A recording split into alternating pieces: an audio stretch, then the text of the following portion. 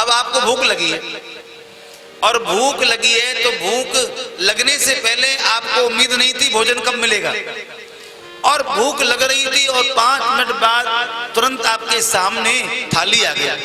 तो ध्यान देना, जब थाली नहीं थी तब भूख ज्यादा तेज थी, अब थाली आ गई थोड़ी भूख कम हो गई।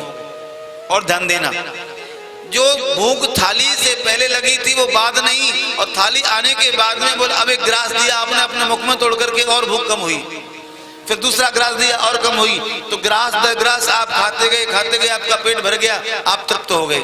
अच्छा, जब आप पेट भर लेते हो तब हम कहें भगत जी एक रोटी और ले लो, तो आप क्या करोगे? बोल महाराज नहीं, अब तो मामला पूरा हो गया।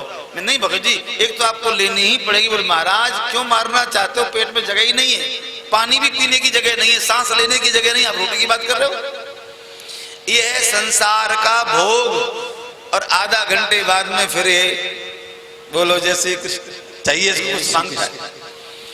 तो ये यानी कि ये संसार के भोग हैं, लेकिन भगवान की भक्ति बिल्कुल अलग है।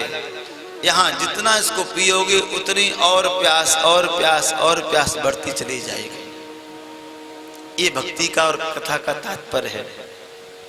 तो कहा महाराज इस कथा का नित्य सेवन करो। बोले कब तक पीवे?